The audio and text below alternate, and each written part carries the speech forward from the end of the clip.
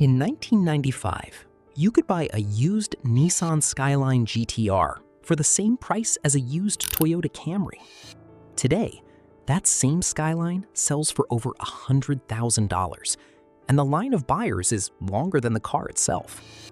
The people who sold theirs in the early 2000s for $3,000 aren't just kicking themselves. Some of them can't sleep at night. Hey, this is Mark, and you're welcome to AUTOSAYS. If that number surprised you, wait until you hear what's actually driving this, because it's not just nostalgia, and it's not just collectors.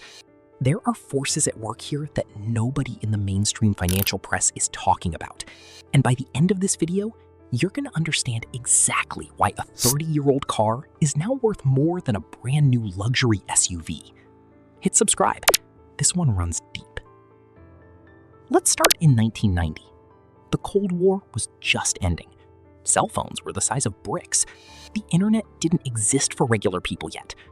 And the global auto industry was at the peak of one of the most creatively explosive decades in its entire history.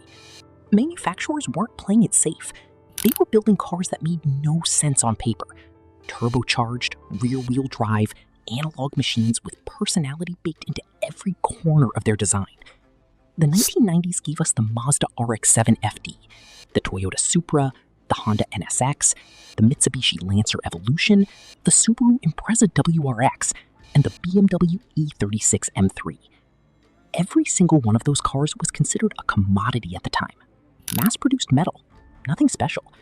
And that, right there, is the beginning of the story. Because here's the thing about value. The market never recognizes what it has until it's gone. By the early 2000s, most of these cars were aging out of relevance. The internet was changing everything, fuel prices were rising, and manufacturers were pivoting hard toward front-wheel drive, fuel-efficient family vehicles. The Supra was discontinued in 1998. The RX-7 was gone by 2002. The NSX production ended in 2005. These weren't slow fades either. Many of them were killed quickly, quietly, with no fanfare. The engineers who built them moved on. The factories were retooled. And millions of average buyers looked at used 1990s sports cars sitting at dealerships and thought, that's old, that's risky, that's worth nothing. That was the biggest collective mistake in automotive history. And here's where it gets strange. The very things that made these cars get dismissed, they were analog, they had quirks, they required real mechanical attention, they weren't easy to drive. Those exact characteristics are now the reason people are paying fortunes to own them.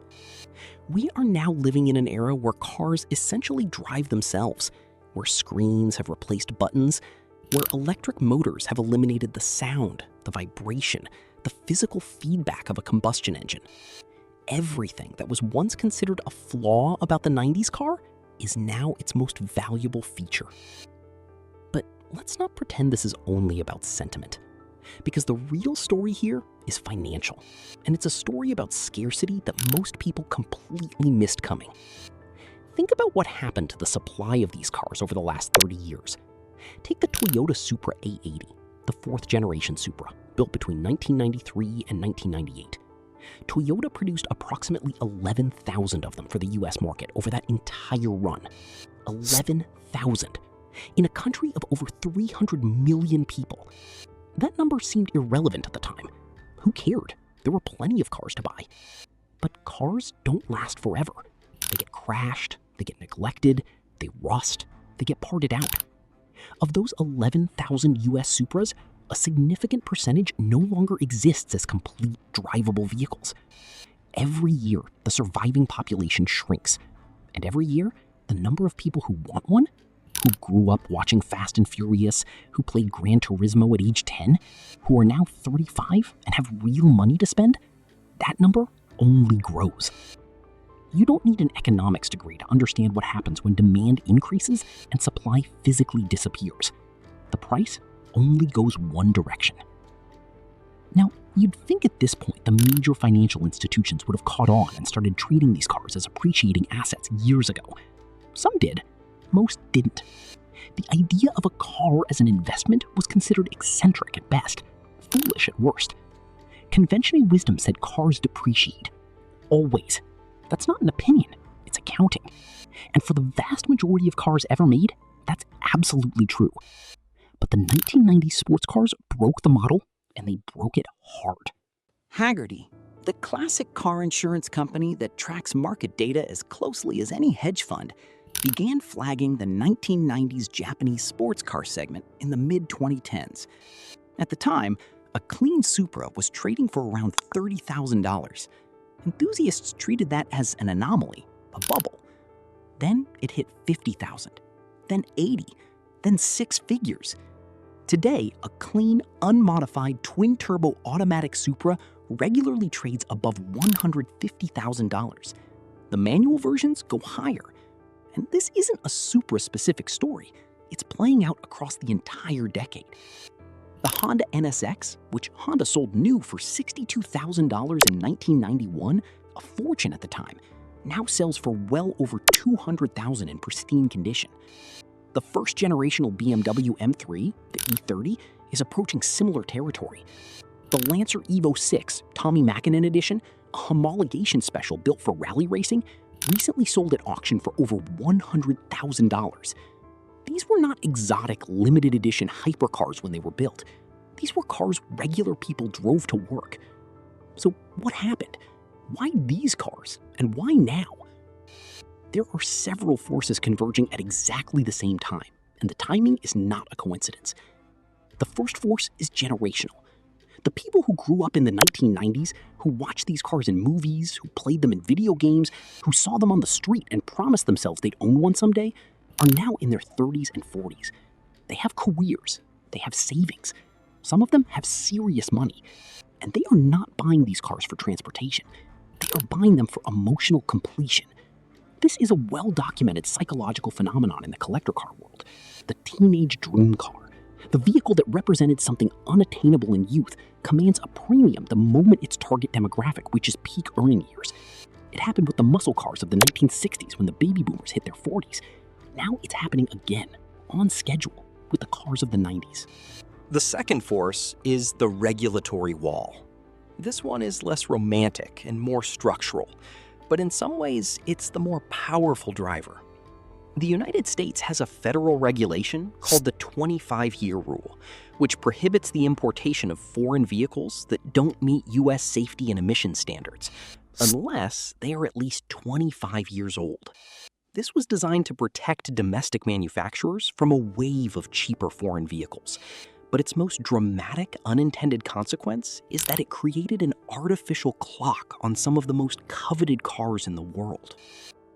The Nissan Skyline GT-R was never legally sold in the United States. It was too powerful, too focused, too far outside what US regulators would approve for street use. For years, the only way Americans could legally own one was to import a very old one. And the ones that trickled in were rough, high mileage, and expensive to maintain. But as the calendar turned and the R32, then the R33, and now the R34 Skyline crossed the 25-year threshold, the floodgates cracked open. Enthusiasts who had spent years watching these cars from the outside, legally untouchable, could finally buy one. The moment the R34 GT-R became legally importable in 2024, prices didn't just move, they launched. Some examples crossed $300,000. Cars that cost $20,000 new. Let that sit for a second. And here's the final layer, the one that ties this whole story together. We are living through a moment of irreversible automotive change. The internal combustion engine, which powered every single one of these cars, is being phased out across the world. Not slowly, not gradually, with legal deadlines, with manufacturer announcements, with charging infrastructure replacing gas stations. A child born today in Europe may never need to know how to operate a manual transmission. The 1990 sports car isn't just old, it is the last generation of a mechanical tradition that stretches back over a century, and that tradition is ending in real time. That changes everything about how we value them. When something ends, truly ends, permanently, the things that came before it become artifacts. They become witnesses to a world that no longer exists. The most expensive violins in the world aren't valuable because they play better than modern instruments. They're valuable because they are irreplaceable, because the hands that made them are long gone, because the craft that produced them cannot be replicated. The 1990 sports car is approaching that category. The engineers who designed them are retiring. The factories that built them are building something else entirely. And the philosophy? The idea that a car should be difficult, physical, loud, alive. That philosophy has been officially abandoned by the industry that once held it. What remains is finite. What remains is everything. So the next time someone tells you that old cars are money pits, that they depreciate the moment you drive them off the lot, remind them of the guy who sold his bone stock RX-7 in 2003 for $4,000 because it wasn't worth anything. That same car, in the same condition, would fetch well over $80,000 today. The market doesn't always recognize what it has, but eventually, it always does. The question we'll leave you with today is this. Which cars from the 2000s and 2010s are sitting in driveways right now, invisible, undervalued, quietly becoming the next version of this story? The Evo 10? The last generation WRX STI? The original Dodge Viper? Because the window on some of these doesn't stay open forever. And next week, we're looking at the one modern car that analysts are already flagging as the next $100,000 mistake. The car people are selling right now for nothing, that they'll spend the rest of their lives trying to buy back. You're going to want to be here for that one.